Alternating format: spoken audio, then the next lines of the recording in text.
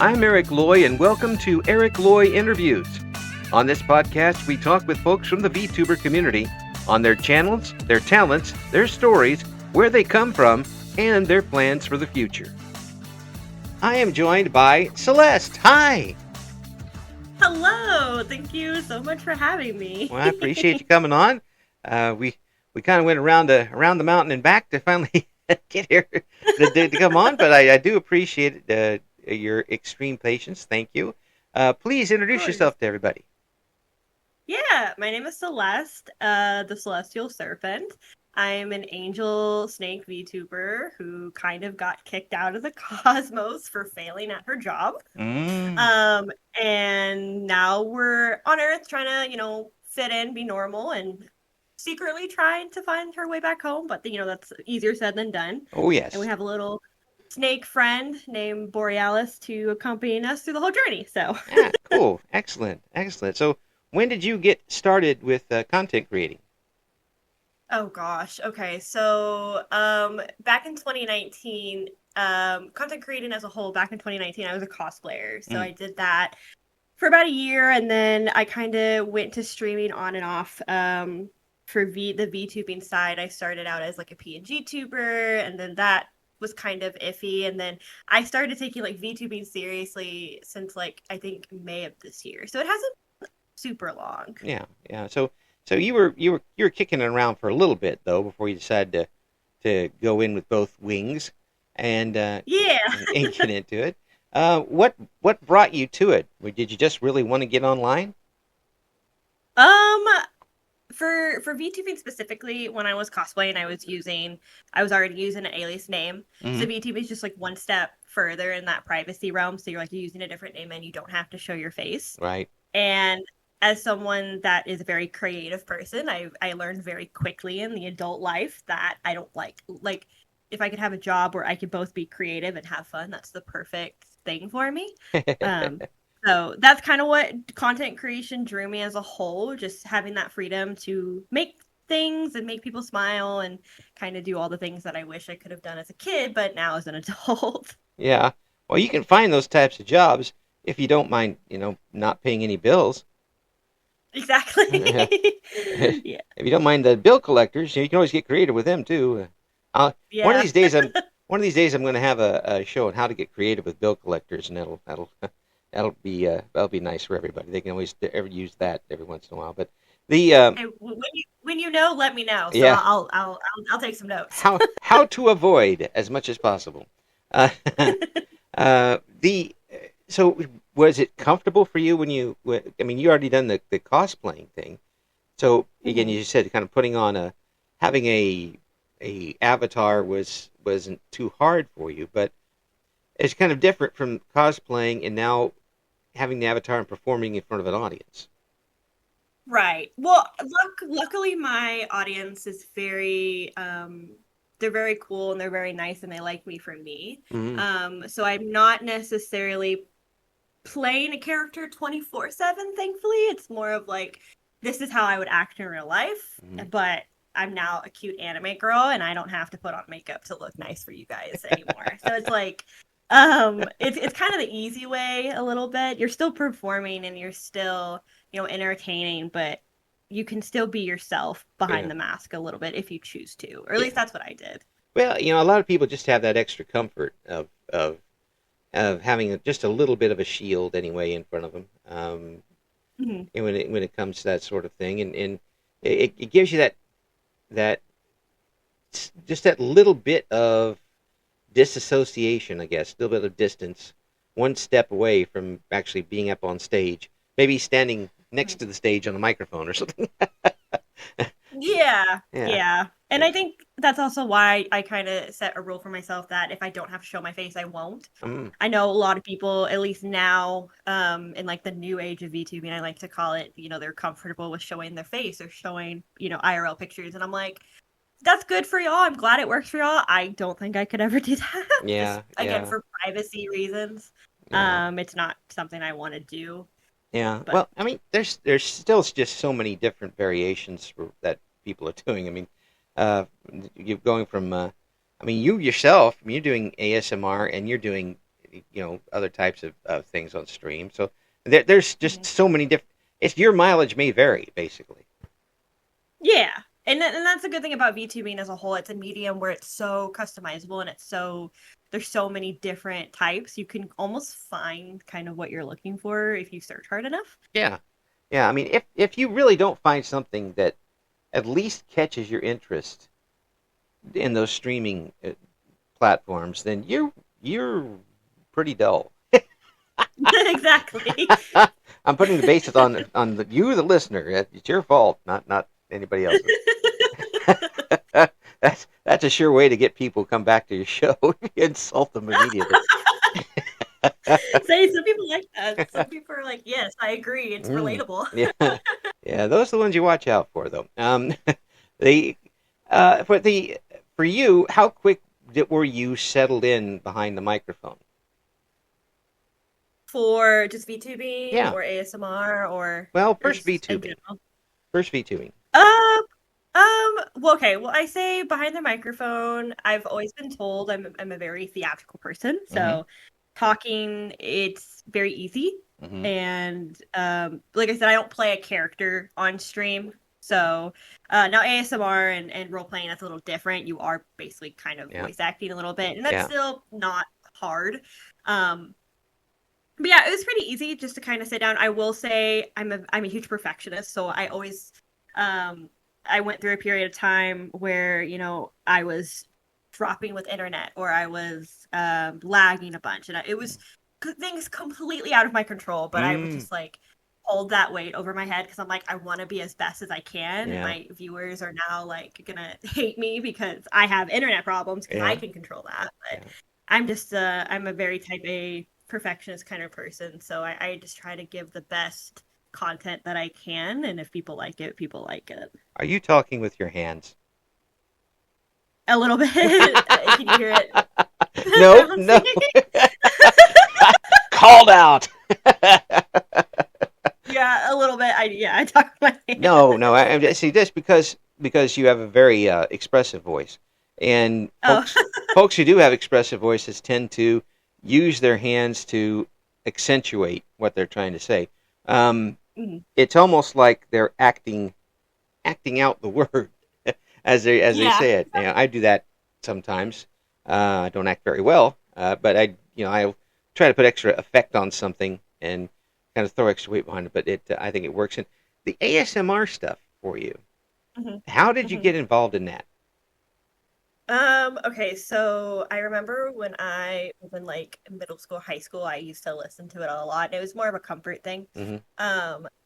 So when I was getting like diving, wings first into the VTubing scene and kind of deciding like what avenues I wanted to take, I knew ASMR did really well, and I was training to be a voice actor last year around this time. Ooh. And ASMR roleplay. I don't do the ASMR where it's like the tingles and I don't do that. I do more of just like playing a character. So it is very similar to voice acting. Yeah.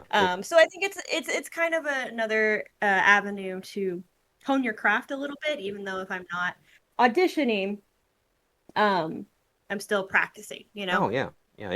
It's sketches is what it is. And how you do it and how you present yourself with your voice, it gives you a really good exercise, if nothing else, on how to bring across what you're trying to say. Yeah, and how has that gone for you? Really well, actually. In about a month, I think I've harvarded over like, what did my analytics say? Like 68,000 impressions, like 8K views in just a month. So it's been doing really well. It's almost a little shocking where I'm like, okay, is this sustainable? Is this what I'm going to be? Exactly. You do a whole ASMR. Is this what I'm going to be? Is this what I've amounted to? So do you come up with your own scripts? Do you find them online? How do you do it? I find them on Reddit mainly. There's so many talented scriptwriters on Reddit that will post their stuff out. And so I borrow and credit Okay, there we go. So I borrowed credit, and like I said, they're so talented. And there's some stuff that like I would have come up with. And with the good thing about that is it pushes you out of your comfort zone a little bit. Oh So yeah. like when I first started, it was very like, oh, I'll try this like super cute, wholesome one, and then I, did more into the like the spooky, scary yandere style, and Yeah. everyone loved it. And I was like, okay, I'll start pushing more into this. So Yeah. it was like when you don't write it yourself, people can push your Oh yeah, boundaries and like absolutely. Yeah. Yeah. I mean, have you yeah. have you edited it on the fly? A little bit. So I do ad libs, Yeah. or I'll change certain phrases to like make how I speak a little bit more comfortable. Yeah. As you can probably hear, the lisp and the accent does get in the way sometimes. Yeah. So it uh I can edit it on the fly, or I can like do it in post. Um so it just kind of depends on what the theme is, or what the thing is. Yeah. Yeah. Have you come across one where you really would like to do it, but the topic is a bit too far? Uh, I will say like the most recent one I did involved like pretty heavy topics. Yeah. Um I'm not sure if you're an anime person, but it's like on the par of like Future Diary, and Oh. people who know. Yeah. And it was pretty dark. And I was recording it and I was like, this is creepy. This is weird. Then my friends were like, but you sound so good in it. I'm like, I don't know if I should take that as a compliment. Um yeah, I think I'm a firm believer. Like I'll try anything once, and then if I'm recording it and I'm not vibing with it, I'll just scrap it and do something different. Um, but yeah, I think I don't know. I don't want to like torture somebody. That'd be weird. Even if I'm just acting, like that'd be weird. Yeah. Yeah. I don't think I could do that. Yeah. Well, I mean, it is. You are, and people who say, "Oh, they're just in it." No, they. This is acting. This is very much acting. It's Mhm. very much like the old radio scripts back in the day when they did the serials and stuff. Um, and it's in some ways it is harder than if you are out on there on stage. I mean, and you're not seeing the whole audience or anything, but you don't have your facial expressions and your props to help get something across. Yeah. If you're holding a gun at someone, you have to go bang bang and put the sound effects in later. But I mean, Right. you still have to make them believe that you're holding it without Mhm. showing that Yeah. you're holding it. That's a big difference.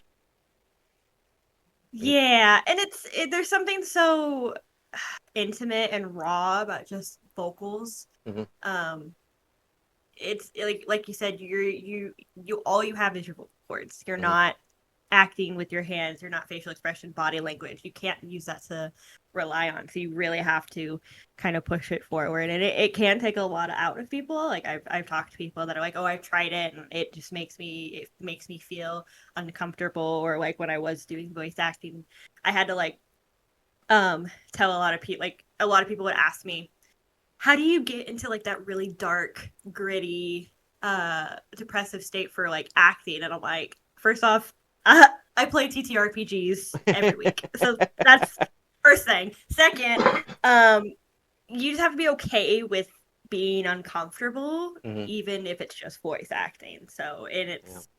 um, I think there's something very, very cool and intimate about it that a lot of people appreciate, which of course I appreciate because they like it. So So when you were listening to it as a young person, did you think that you were going to do it later in life? oh God, no, Mm. no, because it was more of like I was a weirdo in high school. I was a nerd. I was like, I'm gonna make anime OCs and listen to my voice actors or Yeah. people pretending to be voice actors or covers, and I was like, this is cool, this is funny. But yeah, I never thought I would be like, oh, I'm gonna do that. It was just listening to it as a pastime. Yeah, yeah. But here you've got the opportunity to do it, and it's an opportunity that I can tell you that when I was a kid, you certainly wouldn't have been able to do it. You wouldn't even be able to do it over the phone. Um, Yeah. but the chance of having it out there, and you never know. Someone might listen to it and say, "That's the voice I need to do this." And they get a hold of you, and then of course you don't believe it because it's like, why are you calling me? And then you miss out on the opportunity of a lifetime. That didn't go the Yeah. way I And wanted it to. if that ever happens, if some director decides like, hey, I want this person to star in whatever project, I would probably start sobbing on the spot and be like, thank you, because that like is a dream come true of mine. Well, Um, you got you've got the instrument for it. thank you. I I've mean, actually a lot in my adult life. They're like, oh, your voice is so soothing and nice to listen to. And I'm like, thanks, I guess. it really you project really well, and it sounds very natural, and that makes a big difference when you're trying to communicate with anybody, whether it's across a room or whether you're being invited to somebody's home via the radio or the internet, audio wise. It makes a big difference. Mm-hmm. Yeah. So is that something you developed early on, or was it something that later on you got confident enough to let her fly? I mean, I don't even actually know if this correlates, but I was singing, like I was a singer like in my youth, and then that translated into acting, and then I took a break from acting. And then when I discovered like that voice acting is very accessible where I live, I was like, okay, I'll take the class. And then I've had friends and partners tell me like, oh, you're so nice to listen to. You're like, I could listen to you talk all day. I could listen to you sing all day. And it's kind of like in my like early 20s or Mm-hmm. like my late teens when you kind of hear it every day. You're like, okay, maybe I can finally start believing this. Yeah. And then I'll never forget when I did um my first ever voice acting lesson. The director of the school was there, and he was like, God, I don't remember his name now, but he was like this big shot in the anime voice acting community. Yeah. And I was like first class, super nervous, and I Yeah. did the recording, and he's like, are you sure you've never done this before? And I'm like, yeah, like, because you sound like so natural. And I'm like, that's amazing. Yeah. Thank you. Yeah. Yeah. Well, yeah, there's just it happens with literally everything. There's just some people that naturally are able to do things, and some people end up having to fight and scrap and train and train and train. But sometimes you're just gifted at something. So I hope you keep taking shots at it, because I think you'll find that it's worth it in the end. So, Oh, but thank you. I but appreciate it. but in the meantime, you're doing this. So has it been a smooth ride for you since you started the V2Me? Yeah, well, so I got really lucky. When I first started, I pretty much signed with a management service right away, and they helped me significantly. Mm-hmm. So I was actually able to complete projects that in like 1 month that I never thought I was going to do in a million years. So like I have a cover being produced right now, which is like super exciting. My first like anime music video, which is really cool. Yay. And I have partnerships and sponsorships that I'm like, man, this all happened in 1 month. Is that like a bad thing or a good thing? And they're like, no, it's a good thing. You're just working really hard and being very productive. And I'm like, cool, thanks. Yeah, it sounds like you ended up with somebody who's actually working for you. Yeah, they're great, and I love them to death. There's a lot of opportunities that I wouldn't have without them, and they were actually also the ones that gave me the confidence to try ASMR, and that's done super super well. Yeah. But yeah, it's been a smooth ride. I will say I have my moments where I'm like, I will stress over analytics and think like, oh, am I good enough to do this? The imposter syndrome is always real, and anybody that's in this space that has got success, on a quicker scale will say that imposter syndrome is a killer disease. Oh yeah, it'll take you out, and it if something like that hits, it's hard to describe. But the best way I can compare it to is feeling in shock, and kind of dream walking a little bit. Like, I'm not really supposed to be here doing this, am I?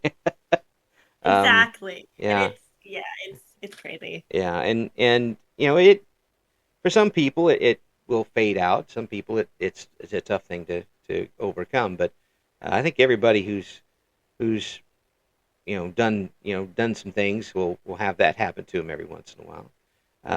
Yeah. That does that hit you very often, or is just when you're worrying about numbers?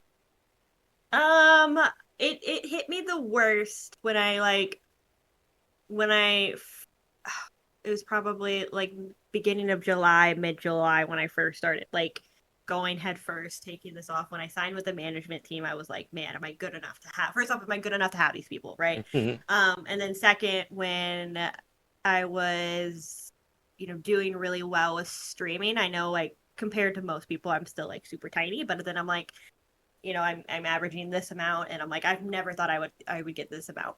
Mm.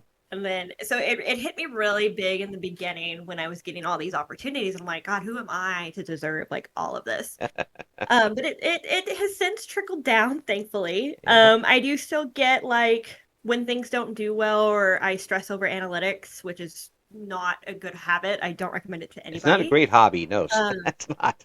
no, no, it's not great. Yeah. But when I stress over analytics, it's just more of like, okay, do people like this? Do I need to continue to doing this, or do I need to pivot somewhere else? But yeah, I'm glad that the imposter syndrome has kind of faded out. Now, give it another blow up or something, and then it'll probably creep back in. But Yeah. that's normal. Well, that's human reaction. There's nothing wrong with that, as long as you keep your eyes forward and up, for the most part, and keep moving forward. And I don't get the feeling that you have any trouble doing that. No, and the reason why is actually really funny. So I remember like when I think about streaming or content creating and then I never do it and then like a year passed and I'm like, man, if I would have just kept doing it, where would I have been? Where would I be right now? So I kind of got tired of thinking that and I'm like, okay, we're just gonna lock in, we're just gonna do what we can. And if like everyone's gonna be here for the ride, and if they don't want to be here, they don't want to be here. If they want to be here, they want to be here. Mm. Yeah, yeah, absolutely. I mean, sooner or later, you have to develop a little bit of a thicker skin to some things, and Mm-hmm. do it for you, first, and then hopefully some people will join in for the ride. But when that happens, and you realize that you've got, you know, X amount of people from the other side of the planet waking up in the middle of the night to watch you, play Minecraft or something. Yeah, it's wild. Like I have a viewer who's notorious for spamming my hydrate command, and I make the joke that he's trying to like drown me. Yeah, But he lives in like the Nordic countries, and yeah, he's like, yeah, it's like just casually 2 a.m. I'm like, do go to sleep.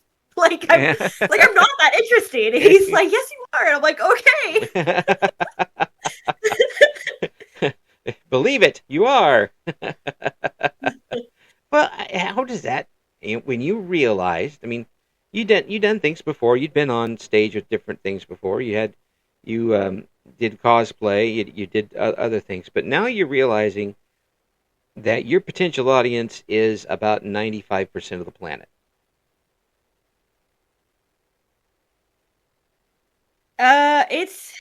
It's weird. I'm not. I mean, that's like the best way is like, God, there's people that like actually want to watch me for me that like just enjoy hanging out with me. Yeah. I remember when I had a returning subscriber. He like I do this thing called crowd control on stream, and it's basically an application where the chat can throw money at you and screw around with your game. And I'm like, okay, Yes. they of course they're donating me, but they're getting something out of it because they're messing directly with my gameplay. Okay, that never really like shocked me, but I was playing a game that wasn't even on crowd control, and he Yeah. bought me like my first throne gift off of my wish list, and I Mm.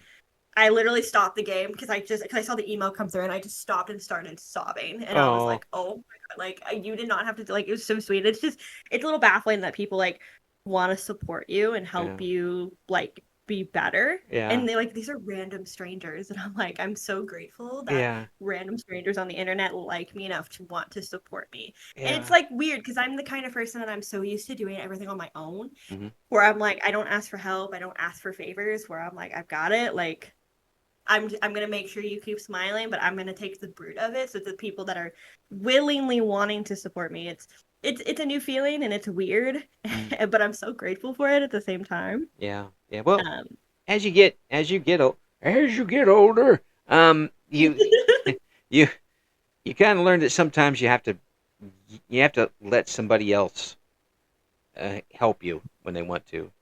Um, don't throw it on them for crying out loud, but it's like when you some folks get to the point where you are, and then they look for a management team. What am I doing? yeah. Oh no! But it's and then they choose wrong, and then it's all over the place. But and the ability to ask questions when you don't know what's going on, rather than just plow forward and risk it. Um, that's pretty mature. I don't do it all the time. I can tell you that, and I'm very old.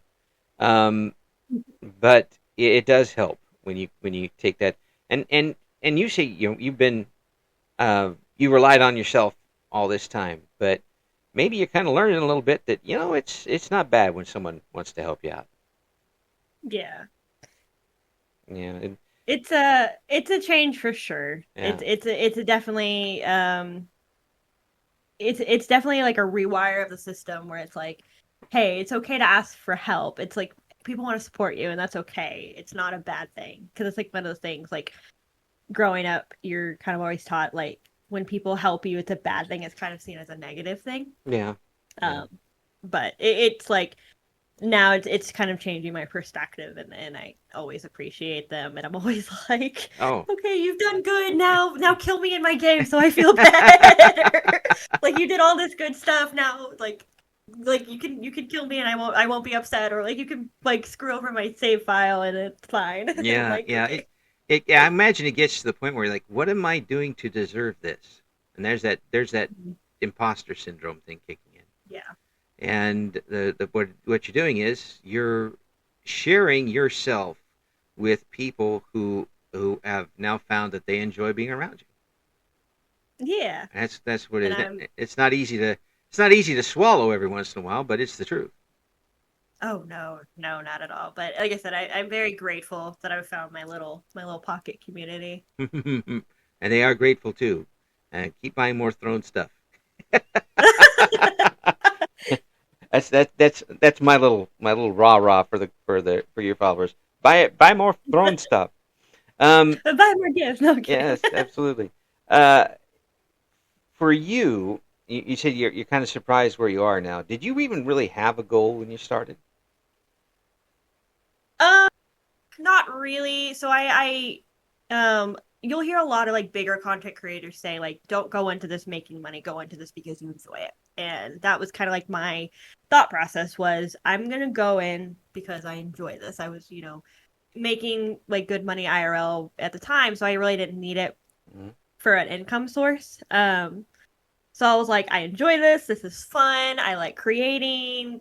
That's really what I'm at. Like I just want to keep growing and where that is, where that is. I don't have like a number goal or Yeah, like a set I have to do this by year 3 or I'm gonna quit. Like it's yeah, not I just do it because I enjoy it. So yeah, it like I said, I think because I didn't have a goal, the shock factor is a little bit more yeah. there because I'm like, hey, I've done so much in such a short amount of time. Um, I'm just gonna but I do I'm gonna talk to your managers and keep the analytics away from you. right. But now I think having a goal, at least for me moving forward, is going to be beneficial just for a what is the word that I'm trying to think of? Well, Budgeting is the only word that's coming to my brain, but I know that's not correct. But it's just like mhm, a organizational thing. There we yeah, go. So like I have something to work towards as an organizational tool, not so yeah, much as a I have to do this or I'm not worth it. yeah, Um, yeah. Because as people have to remember with certain goals that don't rely on just you, that rely on other things as well. You don't know what's going to happen between now and then. I mean, right. there could be a lot of things happening and completely out of your control that you can't do anything about. One thing that was in your control, however, was deciding to make a cover song. Yes. Okay, how long did you wait for that? I mean, how long have you wanted to do this? Oh God, since I was like a freshman in high school. It was one of those things where like I grew up listening to Nightcore and I grew up listening to cover songs of anime songs, and Yeah. Octavia was a really big one back in the YouTube early YouTube days. Yeah. So it's something that I've always wanted to do. And before I actually got the management team, but I started getting more serious in VTubing, I was like, okay, let me just like look. I'm a huge researcher. I love looking up numbers and looking up info. Mm-hmm. So I looked up this artist, and her quotes were like $900 to $1,200. So I'm like, okay, so I'm gonna have to spend like $1,000 to make this. That's fine. That's just a big, late game project. And then when I got my management team, they were like, no, you can do it for a lot cheaper. So Yeah. I was like, okay, cool. And then like the first week I recorded it and we sent it to the mixer, who was so patient and so great, and I love them so much. And they were like, I know this is your first cover and I'm gonna help you like work through all the scuffing and kind of help you produce a better product. And then we found an A&B artist that was like, cool, we'll get this working how you want it. So I pretty much, that was like the first thing I did with the management team. So like week 1 I started that, and then I was like, okay, cool. So now we're getting closer and closer to premiere day, and I'm so excited. Yeah. Well, my hat is always off to the dial spinners and the mixers, because in all the years I was in radio, they were the ones that got us on the air and made us not sound like we were just like quacking into a microphone a lot of times. So my hat's off to them, and they can pull off some really great stuff. So have you heard any pre-release of it? Oh yeah, I've heard the draft. So they were, luckily my mixer was super responsive about, hey, this is like what draft 1, 2, 3 looks like. We went through about like 3 different drafts, mainly just because of like, when you do it for the first time, you don't really know how to do things. Right. I got an what is it? ALXR mic. I always mess it up. So I got that. And then I had to learn how pitching works, and then I had to learn how to do harmonies. Right. I used to do music, but I haven't done music in like 8 years. Yeah. Well, I was like, the technology changes that fast. The recording technology is different, and during that time, it's really amazing. And I don't know if people realize how tough it is to harmonize with yourself. It's so hard. It is. Unless you're like musically trained and have been doing it for years, it is so difficult. Like my harmony, not gonna lie, my harmonies on that track do not sound good. But I mean, I'm like, it's my first time doing it. I'm so proud of like what I was able to accomplish with my first time doing it. So, and hats off to my mixer for making me sound better.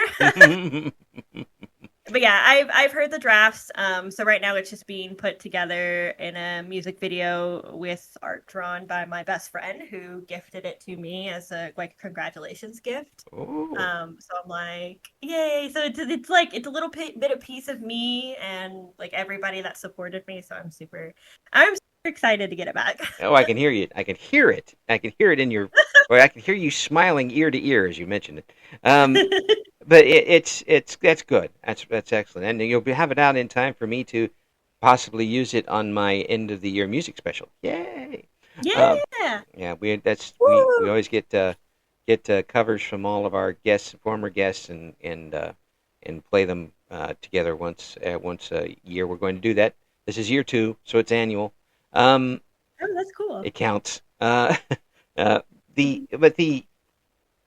you heard it back, and you realized that was you doing the song that you wanted to do, and it's been mixed, and now you hear the not quite final product. How much shock did you feel? Oh, it was like dipping into an ice bath. I'm not gonna lie to you. It's because I've kind of now, I don't know why, like hearing my own speaking voice I've gotten used to, but hearing my own singing voice I'm not used to yet. So I'm sitting here listening to it, and I'm like, I think I sound bad. And all my friends are like, shut up, you sound great. And I'm like, thanks. Okay. So you almost have to get a different opinion, because when you hear your own singing voice back, you're like, oh, I hear XYZ, and everyone's like, I don't hear that. So you kind of have to get like your jury of peers to like get the final stamp on it. Yeah. And also your voice always sounds different than what you're hearing when you say it. Yeah. you play it back, it's always my voice sounds a lot different to me when I hear it played back than and then and believe me, I've lived with my voice a lot longer than you have with yours. Um, so, but it really it does sound different, and I get the feeling that I mean, you've already said you're kind of a perfectionist, so you're going to Hmm. be noticing every little, you know, minor frequency off tone. And Yeah, and I mean, like I said, the southern accent, you can hear it, and I'm like, oh, there's I nothing hope wrong no with one picks that. that out. There's nothing wrong with that. I mean, everybody kind of in the radio used to go for our Midwestern accent, Oh. and I'm like, yeah, that's boring. It's so boring. Uh, there's a reason why you take a guy from Central Illinois and move him around the country, and he starts talking like whoever. You put me in Tennessee, and I'll start twanging. You put me up in Minnesota, and I'll start, that type of stuff. Yeah. We crave difference in the voice. Um, so so if this goes well, oh, it's going to go well. I'm just going to say it's going to go well because it is. When this goes well, and you hear the final Hmm. product, and people laud you for it, I mean, they're just like, yes, do more. Hmm. Um, how many mountains high are you going to be? Oh God, I think I'll cry more than the throne gift. I'm a very emotional person. I cry when I'm angry. I cry when I'm happy. I cry when I'm sad. Like I'll just start sobbing probably.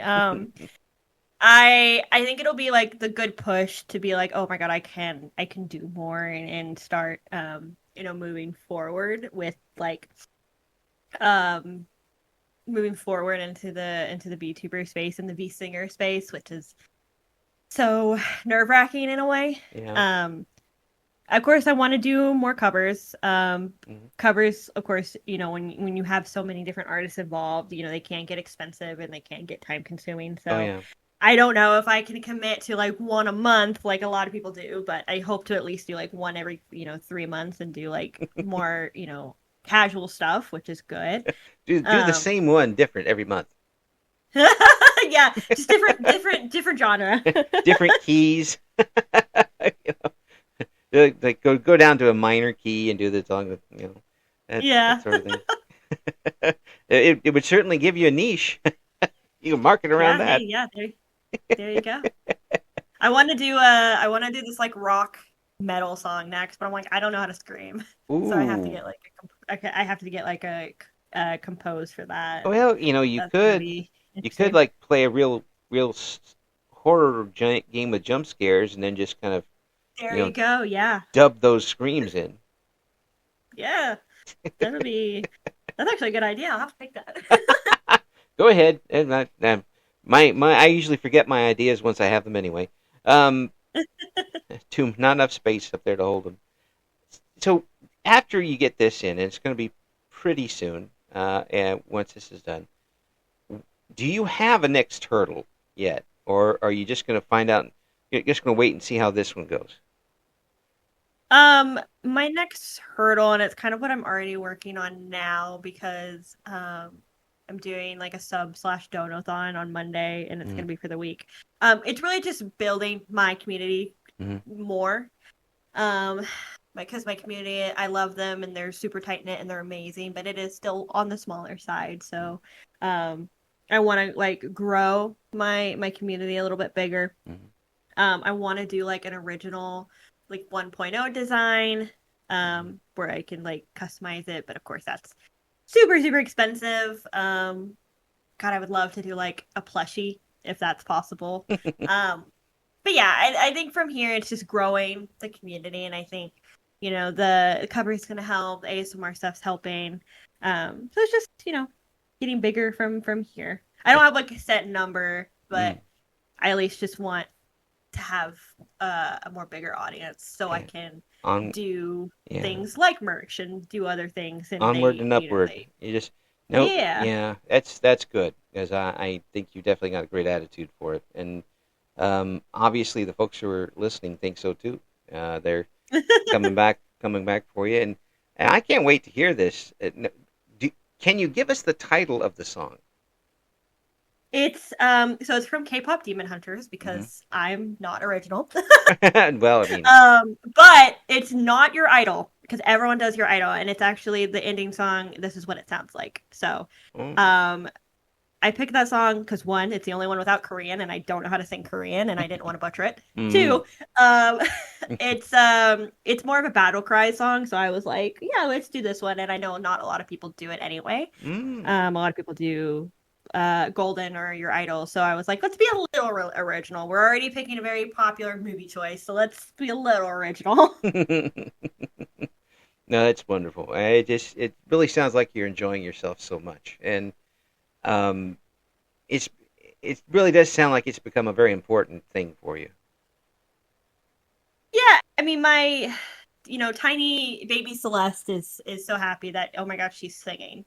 So it's like, you know, growing up, like when I was in like kindergarten, listening to Taylor Swift for the first time, it's like I want to be a singer, and it's like, okay, you kind of have to like be realistic about your goals after a certain point. So it's like this is like the next best thing in a way. It's like I'm producing covers that people are Yeah, probably gonna like, and it's like I'm healing my inner child over here. yeah, and not only that, but you're going to present it to an audience of an infinity sign. I Yeah, mean, once it's out there, it's going to be out there, and people are going to be able to tune in and listen to it and pirate it and do what they want to it afterwards. exactly.